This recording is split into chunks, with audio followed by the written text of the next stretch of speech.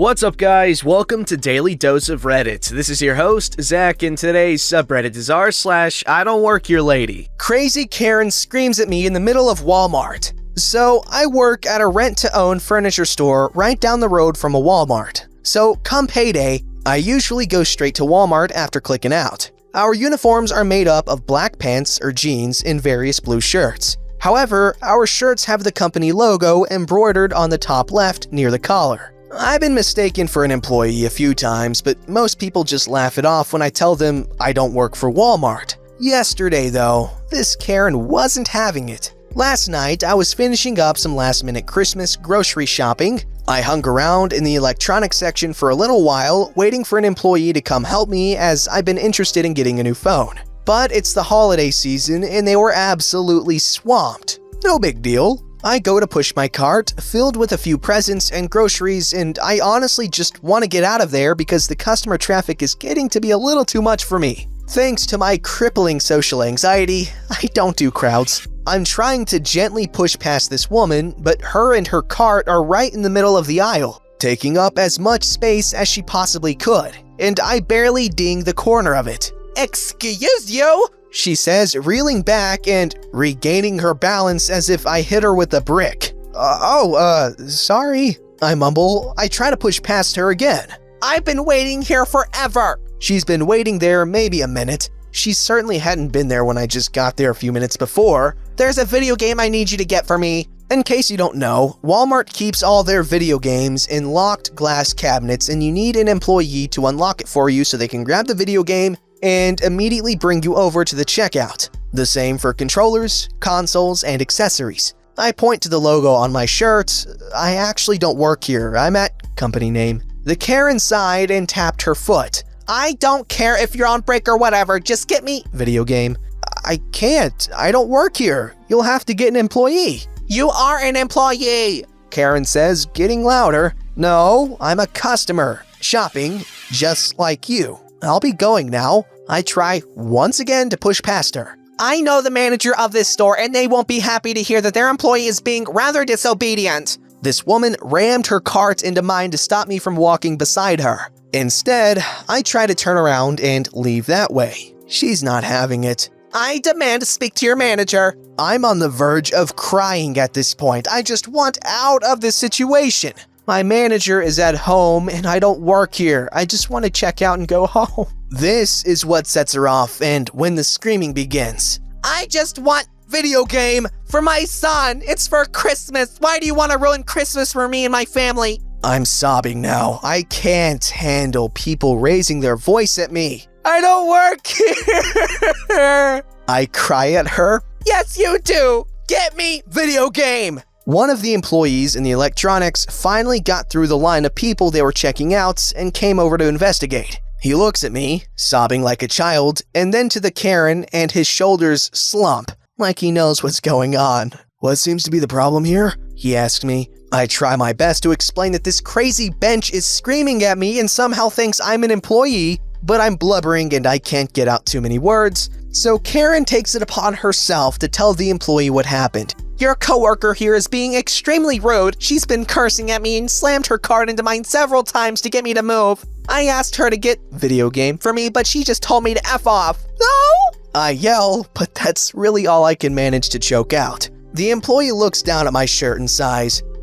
"Ma'am, this young lady doesn't work here. She's an employee at company name." Karen puts her hands on her hips and rolls her eyes so hard I thought they might roll out of one of their sockets. "I just need someone to get me video game for Christ's sake." The employee leans on my shopping cart. "We're pretty busy over here. I don't know if you're aware, but Christmas is in just 2 days. I'm sorry that we were unable to get to you in a timely manner, but being impatient isn't an excuse to verbally abuse other customers just because their shirts happen to be blue." "You people are insufferable. I'll have you know that I'm friends with that manager and he will be hearing about this. I'll be taking my business to GameStop." She starts to walk away and I think that's the end of it, but no. For her finale, Karen pushes her cart over, sending everything that was in it skidding and sliding across the floor. She stormed off, like Karens do, but not before the employee could wish her a happy holiday. I thanked the employee as soon as I could get the tears to stop flowing, and I checked out as fast as I could. The lesson I learned: not to go to Walmart under any circumstances during the holidays. Update! A lot of people in the comments have been suggesting that I do my shopping online due to my anxiety. Believe me, I used to. However, my therapist suggested that I start doing my shopping in the store as it's detrimental to my mental health to feed my phobias by not facing them.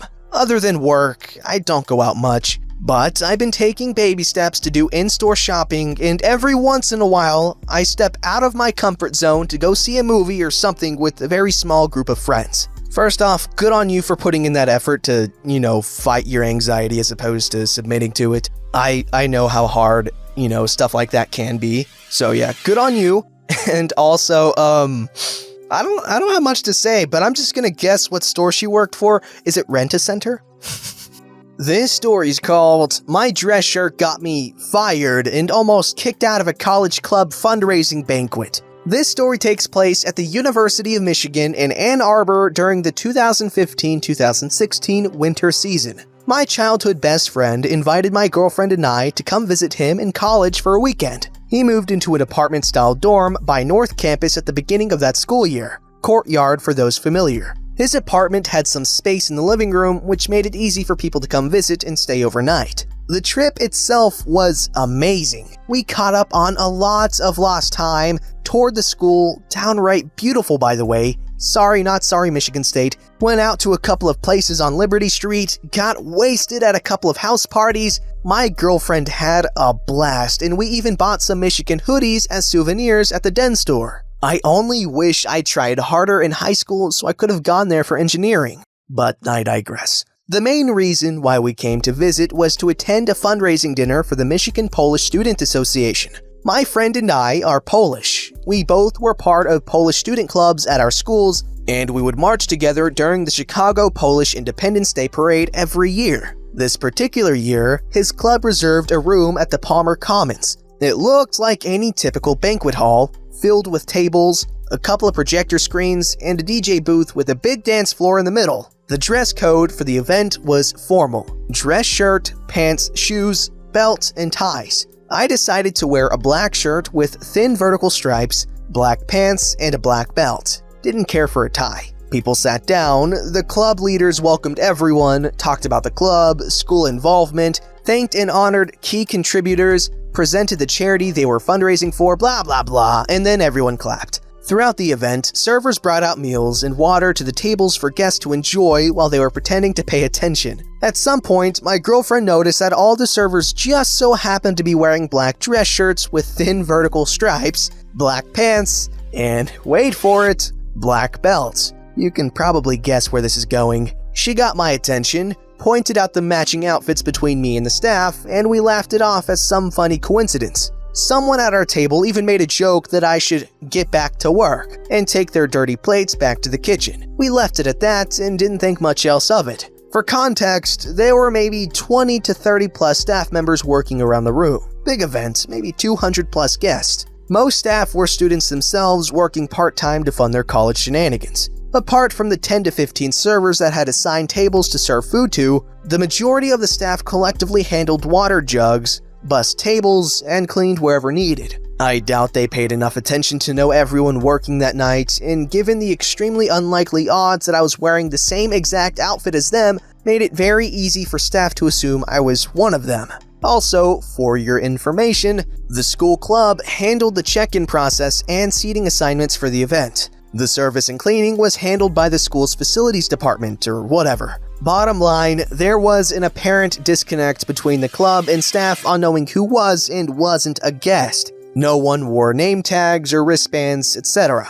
Anyways, turns out some of the servers saw me sitting at a table, assumed I was part of the crew, and thought I decided to stop working to enjoy the event. It got to the point where servers would give me weird looks as they laid the plates down at our table, but they didn't confront me or say anything since it wasn't their place to do so. Oh, but they definitely made sure to point it out to the managers. Multiple times by multiple staff members. At some point between the main course and dessert, while another speech was being given out in the background, someone came up from behind me and placed a hand on my shoulder. Before I had a chance to turn around and react, a male voice said, "I need you to get up and step outside into the hallway with me, right now. His hand slid down to my arm to get a decent grip, and I decided to get up and go along with it. I wasn't too surprised that this was happening, given the circumstances above. We've been treating this as a coincidental joke the whole time, so I thought it was kind of funny that I got the attention of the managers.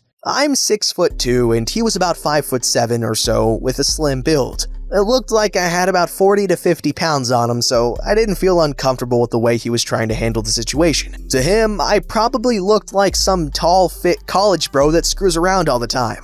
I figured at most I would need to explain that I'm not a staff member, show my ticket for the event that was in my jacket pocket hanging on the chair, and sit back down and we all laugh about it. No harm, no foul, right? Nope. He pointed me to the nearest door and let me lead the way out into the hallway. I figured I'd just wait until we are in the hallway to calmly explain the situation and not cause a scene in front of other guests. I didn't grab my ticket or jacket in time, but whatever. I'm sure he will give me a chance to show him while we talk. My friend and girlfriend thought this was freaking hilarious that this was happening and assumed I would be back in a minute. We make our way into the empty hallway and the manager shuts the doors behind us. All doors had to be closed during the event to keep the noise inside. I asked him to let go of my arm, and he does. Again, before I had a chance to say anything, and without skipping a beat, he starts blaring.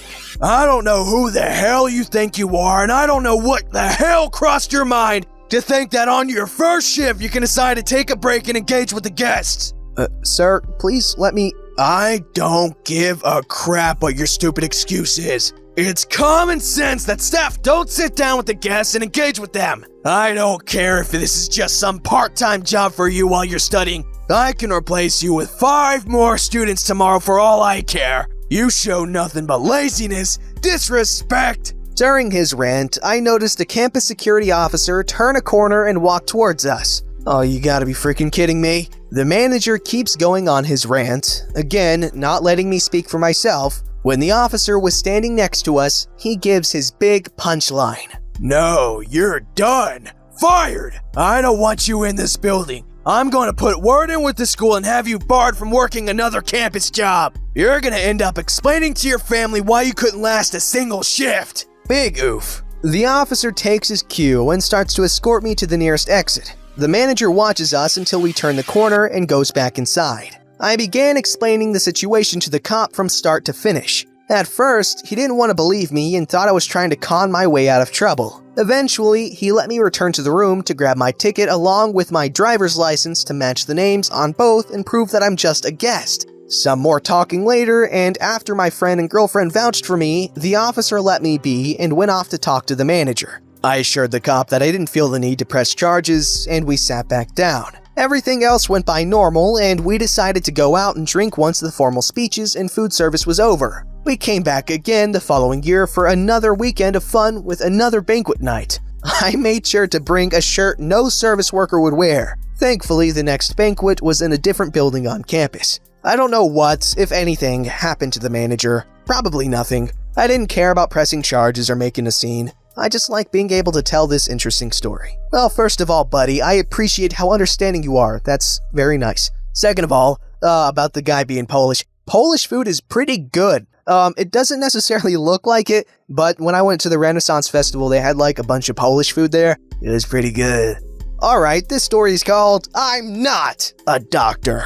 This happened about 10 years ago. I was 18 and doing my public service. Austria has mandatory military service for all 18-year-old males. If you refuse, you have to serve a longer time in a community project or a government agency. I was with the local police. So stuff happened, and one late evening, my mom was rushed to the hospital. Things were confusing and hectic, so I grabbed whatever was on the drying rack and ran over to the clinic. So there I was, looking for the ward my mom was admitted to, wearing my dad's way oversized white shirt. A woman came over to me and asked where Mrs. XY's room is. I'm very sorry, I don't know who that is. I'm her sister. I want you to tell me at once what you are intending to do about her illness.